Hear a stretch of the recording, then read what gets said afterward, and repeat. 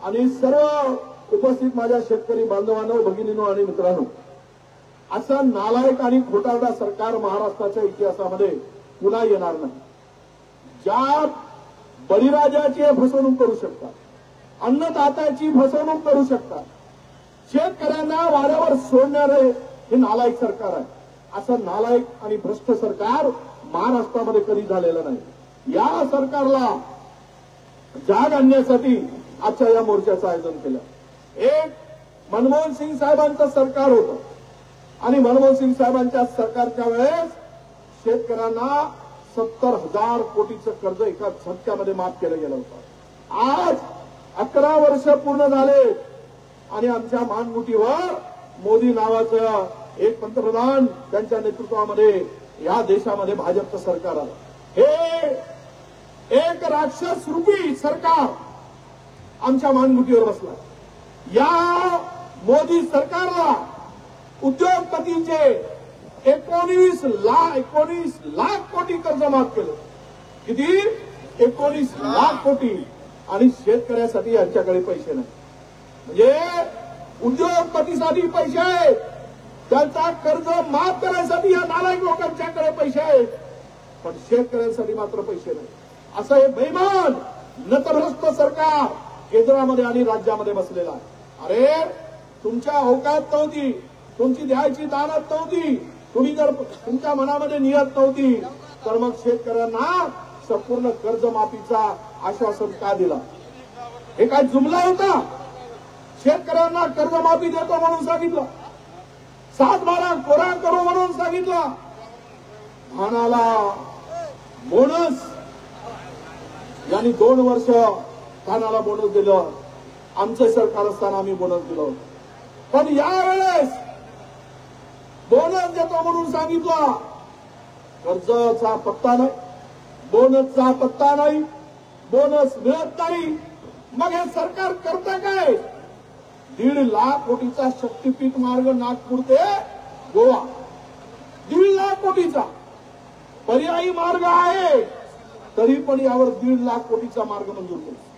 म्हणजे तिकडे रस्ता सिमेंटचा बांधून पैसे कमवण्यासाठी तुमच्याकडे पैसे आहेत आणि शेतकऱ्याच्या कर्जमाफीसाठी पैसे नाही. त्यावेळेस त्या ठिकाणी तुम्ही आंदोलन केलं करूनही तर समिती नेमतो, कायची भुरक्याची समिती नेमते. अरे द्यायची नियत असती तर दिली असती.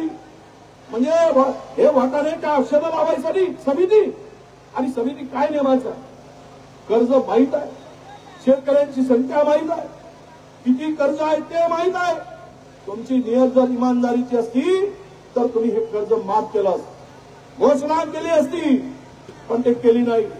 आणि विशेष करून लोकांची फसवणूक, ज्याचा बोनस देतो म्हणून सांगितलं, आता सांगतायत ज्यांनी धान विकले त्यांनाच बोनस.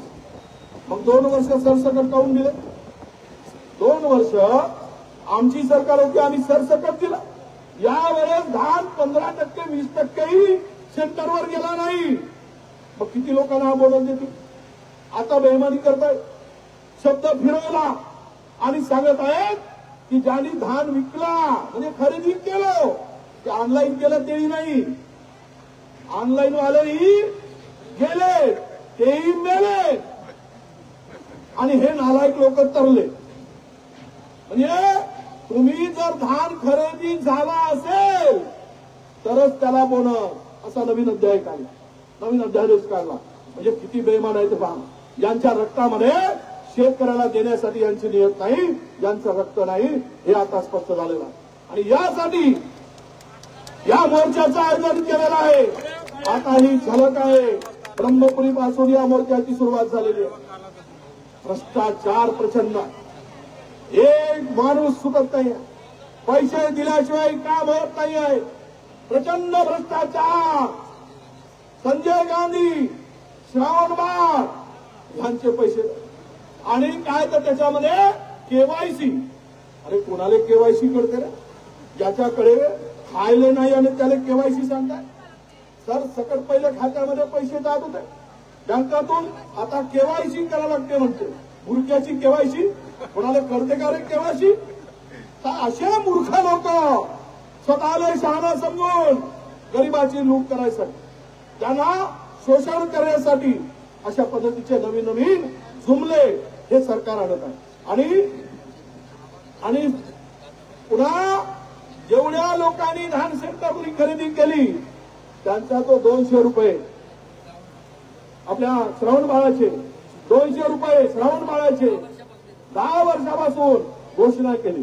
मुनगंटीवार म्हणले माझ्या गरीब माणसाला, निराधार माणसाला, ज्या गरीब आहे निराधार आहे वृद्ध माणसाला काँग्रेसवाले काय देत होते 200 रुपये वाढवलो. मग आता कुठे गेले 200 रुपये?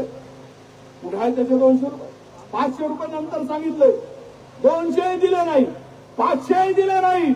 वरून लाडकी बहीण आल्यावर या गरीब आमच्या भगिनी आहे संजय गांधी निराधारच्या वृद्धापकाळाच्या त्यांना सांगितलं तुले 1000 भेटते ना, आता तुला 1500 भेटत नाही, तुला 500 देतो.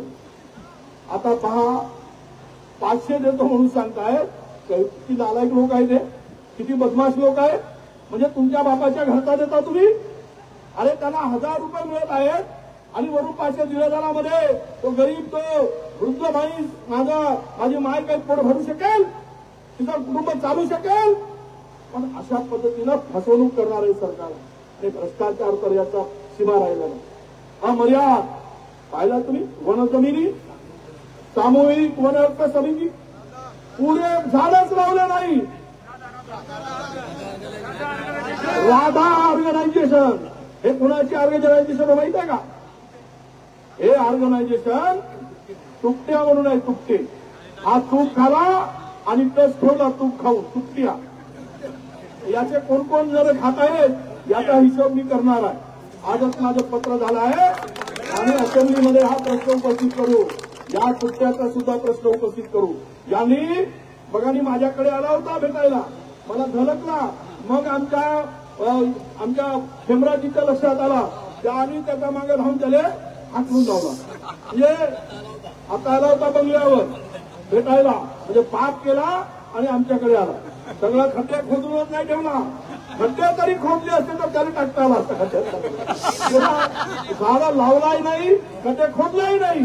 आता आणला हितभर झाड, हितभर झाड आणला आणि पारीनं सबल करणं झाला हलवते आणि तिथं राहतो. एवढा बदमाश हे लोक. म्हणून यामध्ये 2 वर्षापासून 10-12 कोटी रुपये 27 वन समित्यांचे किमान 15 ते 20 कोटी रुपयांनी यांनी 2 वर्षापासून चुना लावलाय. काम न करता काही ठिकाणी लावला तर 40%च लावले, 60% झालं काय पाहिजे. खड्डाच खोदला नाही. आता याच्यासाठी सुद्धा मोठा खड्डा आपल्याला खोदावा लागेल. तर असे बेमानी करणार कुचक्के हे सगळे तिकडे जमा झालेले आहेत. आणि कुठून आले तर म्हणे आम्ही वरून आणून वरून. हे आता कोणाचे एजंट होते? भाजपचे होत का? हा तुकट्या राधा ऑर्गनायझेशन कोणाचा आहे? हरिदास तुकट्या. तर हे सगळे जे आहे याची चौकशी झाली पाहिजे. ही सुद्धा आमची त्या ठिकाणी मागणी आहे आणि आम्ही कर्जासह लावणार नाही हा तुम्हाला मी या ठिकाणी विश्वास देतो. आणि मी यानंतर शेतकरी धानवाल्यांना ते सौर ऊर्जाचा मीटर देत आहे कनेक्शन. आता तो सौर ऊर्जामधून धानाला पाणी निघणार आहे. 5 हाऊस पॉवरचा पंप किमान चालल्याशिवाय धानाची बांधी तरी भरते का? आणि तो सौर ऊर्जेवर येत आहे म्हणजे हल्ल्या मुठ्ठे तेवढा पाणी येईल आणि हे पाण्यानं शेती होईल. यांची एवढी अक्कल आहे बा. आणि मग यांनी पैसे आपण देत असताना त्यातून त्यांनी पैसे कापले जीएसटी. अबे आमचेच पैसे, जीएसटी आमच्याकडूनच वापस देताना मग मी दमकवलो आणि पैसे कापलेले पैसे मग वापस केले. आणि मी जर धमकवलो नसतो तर ते पैसे सुद्धा वापस मिळाले नसते, वापस मिळू शकले नसते. ही परिस्थिती या सरकारने आणून ठेवलेली आहे. म्हणून विजेचे कनेक्शन द्या. ते काय सोलार बिलर लावताय आणि लिप्या वाढवा ही भूमिका घेऊन सुद्धा आजचा मोर्चा या तहसील कार्यालयामध्ये आलेला आहे. आणि हे सर्व प्रश्न या ठिकाणी नक्कीपणे आम्ही मांडू हा विश्वास मी तुम्हाला देतो आहे. हे कोणासाठी सरकार आहे? लाडक्या बहिणी आणले त्याचे 40 लाख बहिणी गायब करून टाकले. देता यांच्या अरे तुमच्यामध्ये धमक नाही तर मतं घेण्यासाठी काऊन आणले?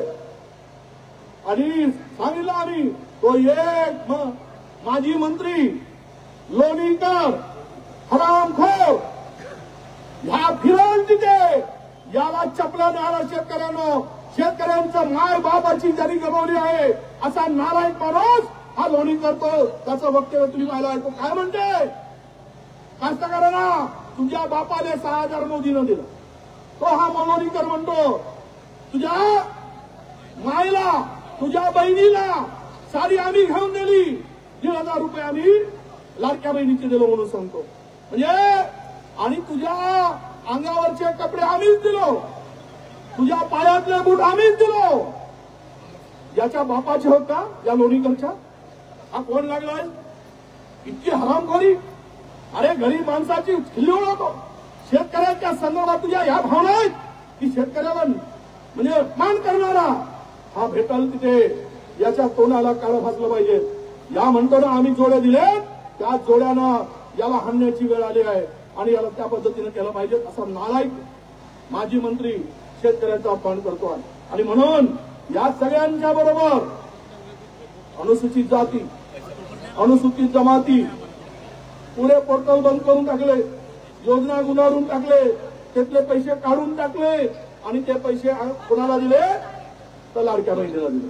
म्हणजे आदिवासीच्या योजना बंद, आदिवासीच्या दलिताच्या योजना बंद, पोर्टल बंद आणि पैसे लाडक्या बहिणीला देऊन माझ्या लाडक्या बहिणीनं हसू नका. आता दारूवर यांनी 1.5% वाढवला, 14,000 कोटी रुपये हे कमवत आहे. म्हणजे का नवऱ्याला दारू पाजून पैसे जमा करा आणि 1,500 घेऊन त्यानेच खर्च करा. आजा मेला ना तू झाला. म्हणजे अशी पद्धत या सरकारची आहे. आणि घरकुलाचे पैसे अद्याप पत्ता नाही. घरकुलांच्या पैसे मंजूर झाले त्याचा पत्ता नाही, वाढीव रक्कमेचा पैसा पत्ता नाही. हमी भावानं यावेळेस किती धानाला वाढवलंय? फक्त 59 रुपये. हमी भाव किती वाढवला? 59 रुपये धानाला. अरे थोडी तरी शरम घ्या. होते का? 600 रुपयावर माणूस गेला, 300 रुपयावर बाई गेली, मजूर मिळत नाही. आता आमच्या चिमुरकरजींनी सांगितल्याप्रमाणे खताचे भाव वाढले, पेस्टिसाइडचे भाव वाढले, बियाण्याचे भाव वाढले, रोण्याचा खर्च वाढला, डिझेल 100 रुपयावर गेला. शेती नुकसानीमध्ये आली, शेती नुकसानीमध्ये आली. आणि तरी पण यांनी या लोकांनी एवढं वाढू नये.